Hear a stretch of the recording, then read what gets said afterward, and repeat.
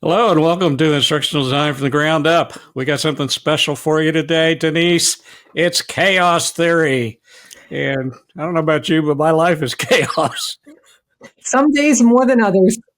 Yeah, now we got to figure out how it works this whole learning design thing. But I'm telling you, it's a big deal. And the more I write about it, the more feedback I'm getting that it really makes sense for instructional designers.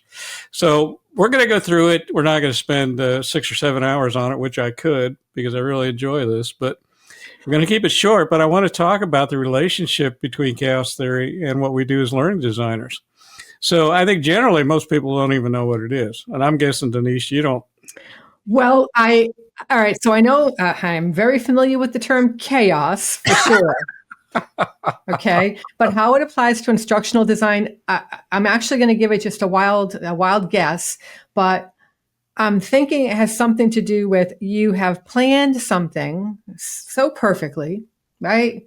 You've planned a lesson, you've gone through all of the instructional design practices, maybe you've even pilot tested it, all of that. Now you get into a classroom and you're ready to do it. You're ready to launch it. And then things get thrown in, monkey wrenches get thrown into the equation and messes up everything you had planned because it no longer applies. It's not relatable anymore because of something you just discovered, the chaos of something that you just discovered within a learning group, maybe.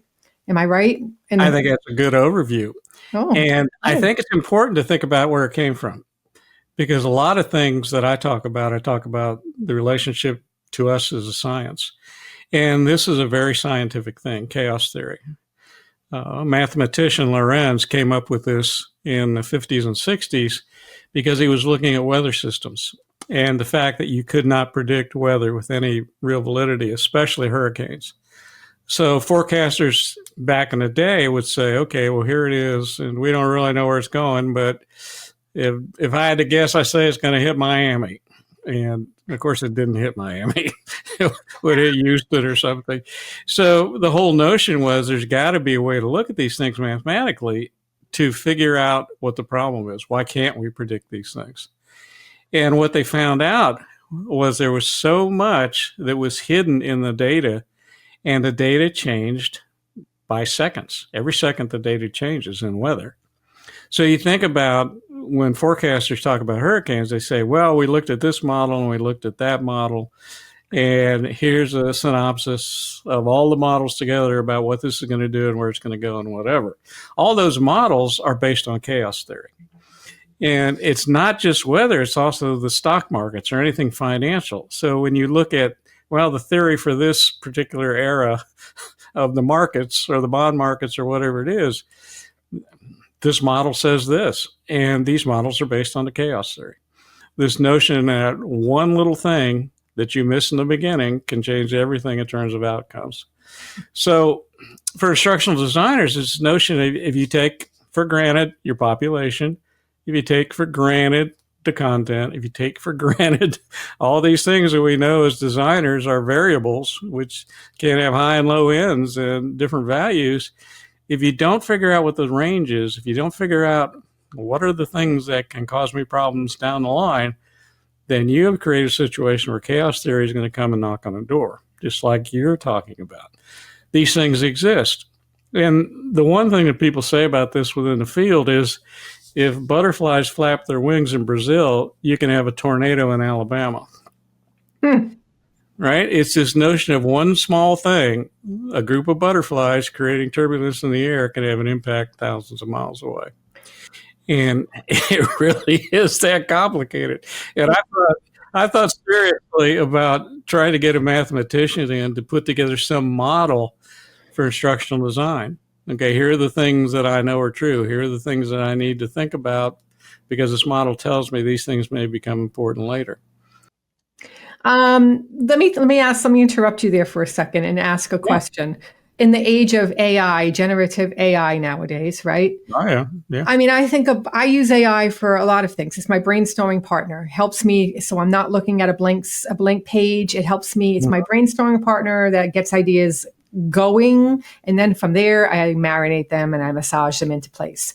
So Right. in a place like chaos theory, when maybe you are a one-person team and you are now in charge of creating all of this stuff, and now you have to also think about the chaos that could ensue, chaos theory, the variables that you're not even thinking about, the things you don't know, possibly generative AI could be a good partner in helping you to come up with ideas of what could go wrong. I mean, am I thinking correctly in that, No, or? I think you're going down a path that is logical.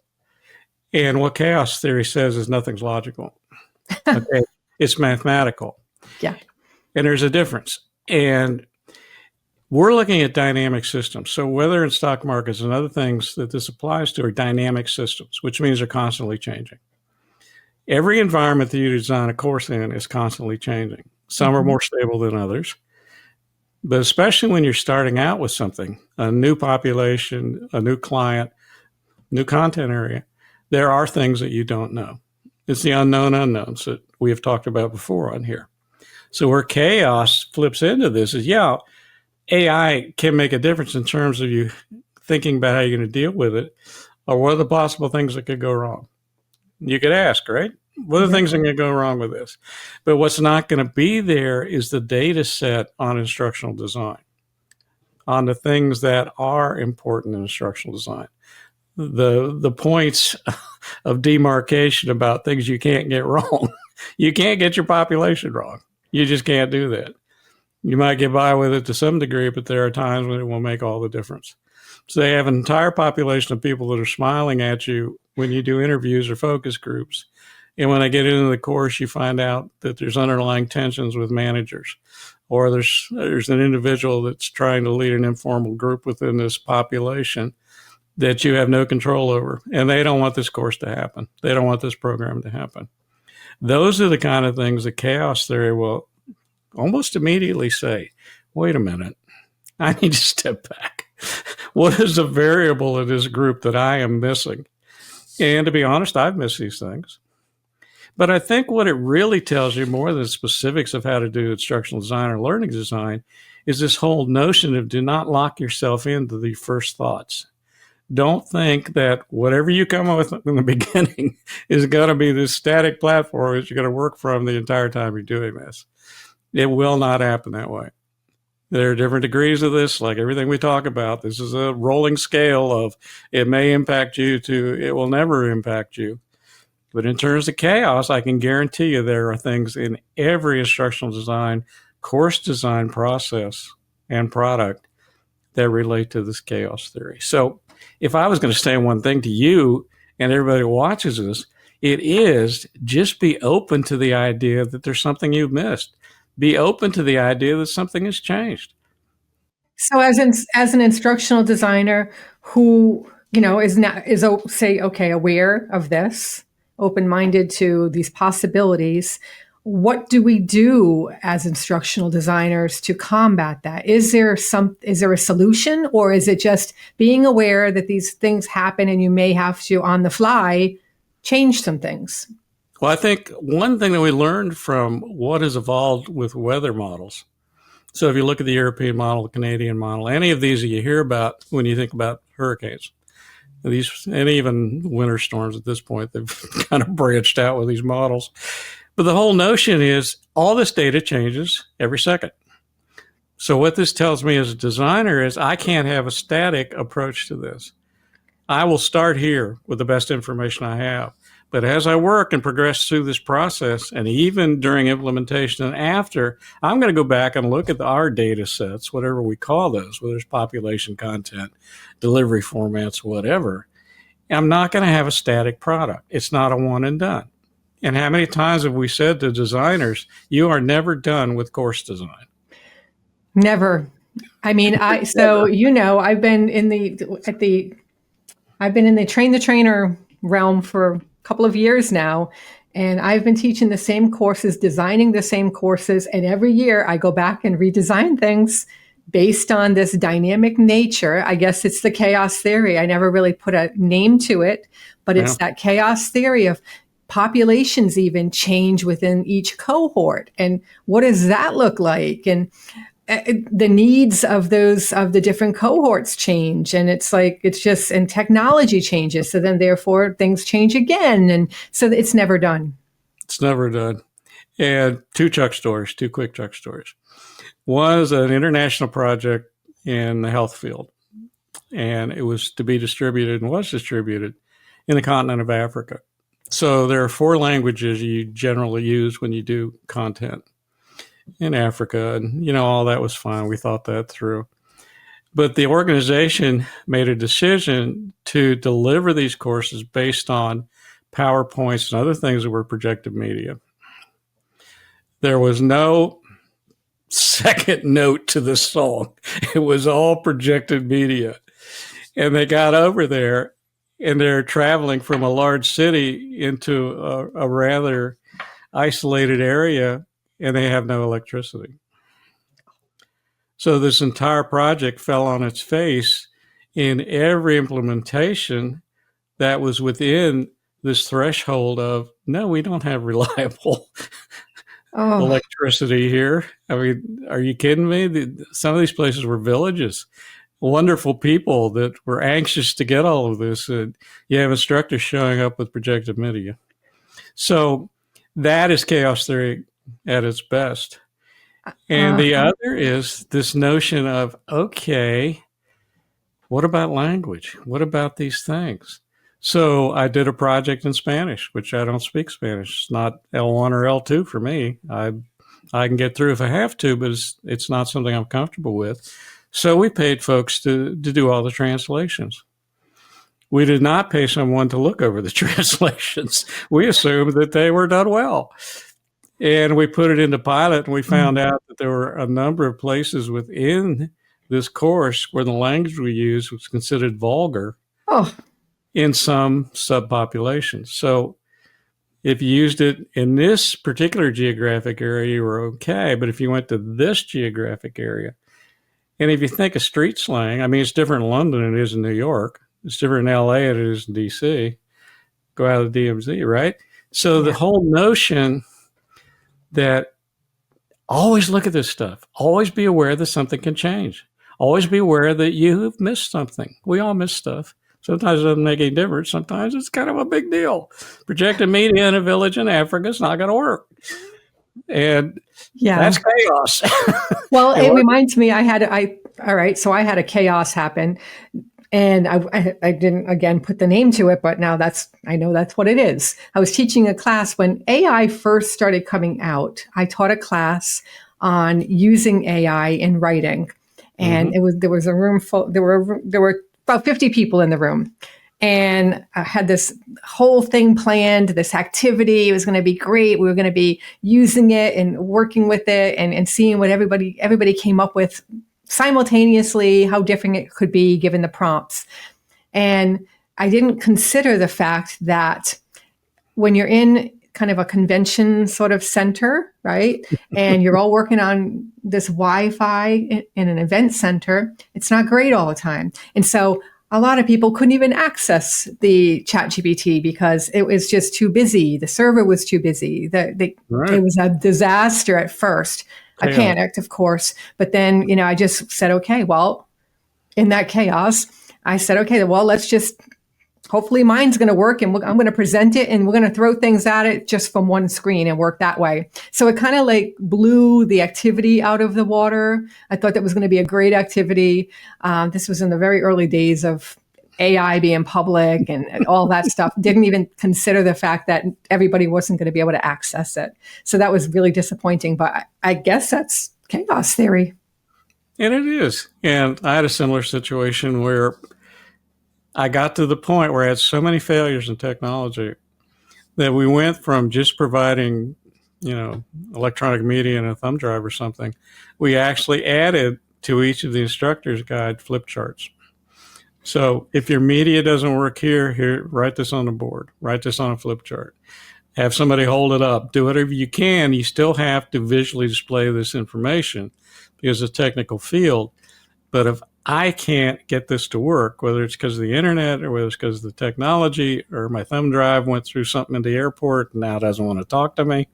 I mean, there's all these things that could happen. So we just, as a default, started providing flip charts for everything that was projected media. So smart. And it's those kind of things as a designer, you have to sit back and think, what's the worst thing that could happen? What's the worst thing that could happen? And 99% of the time it won't. But that 1% might be the time that you really need it to work. And especially when it's out of your hands, because you hand off this product to 15 instructors or 20 instructors, you're not going to be there to fix the problem for them. You got to have a solution that's built into your instructor's guide and to everything that you produce. Well, this is online. I mean, last night I had a wonderful session with students, grad students at Northeastern. Had a great talk, but it took me a while to get into the Zoom platform. So I'm late. Everybody's going, it wasn't my fault, but that stuff happens. So if you're going to set up something that is considered like a Zoom platform where you're going to do it all synchronous, everything at the same time, you better be able to provide that and make sure that that's going to happen. If not, what's your backup? Yeah. So all right. That's what my brain, I'm a planner. In case you didn't know, I'm a planner, big planner.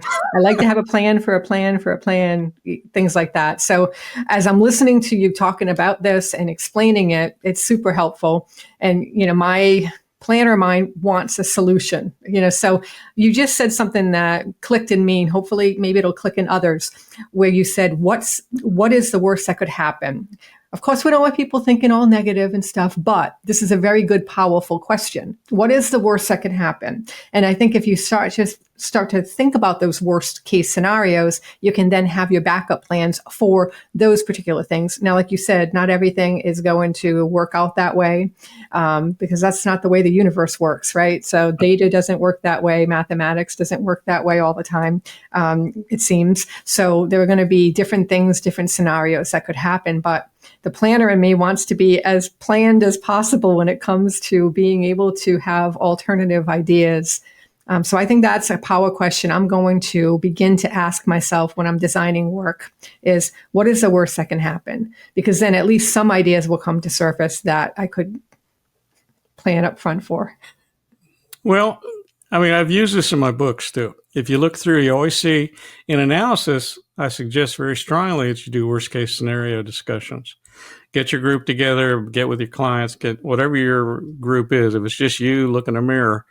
But write down what's the worst thing that could happen. And the first time I do this with people, they just roll their eyes. It's like, okay, Chuck, you're over preparing. I say, no, really, what's the worst thing that could happen? And then we start having a discussion. Well, we don't have any electricity. That happens. That happens more than you think it happens. The technology doesn't work. I've got students that are arriving late. The bus didn't make it. It's bad weather. It's all these things. What are the worst case scenarios? If it's a one-off course, one night for 3 hours, you've got a lot more things to think about, even if it's online. If it's synchronous, you gotta be able to go with this stuff. And it's take that times 1,000 different component parts of what your design might be. So without dragging this on too long and getting into the math of it, I think what I'm saying to you and what Denise is saying to you all is to think about what can happen. What are the possibilities? What are the worst case scenarios? What are the things that can change? Because chaos theory tells us that one small thing in the beginning can be an incredibly large thing at the end because of all the changes and all the relationships that it then impacts from the beginning.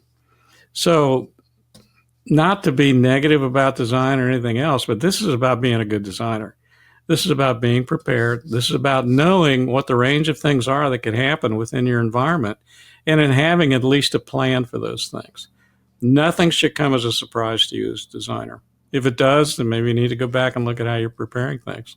There should be no surprises. Well, folks, the sentiment that I'm getting from this is embrace the chaos. On that note, thanks for tuning in. We hope that you found this helpful. I certainly did. Thanks so much, Chuck, for explaining this, because this is a big eye-opener, a big point of consideration for anybody who is designing professionalized instructional courses. Thank you.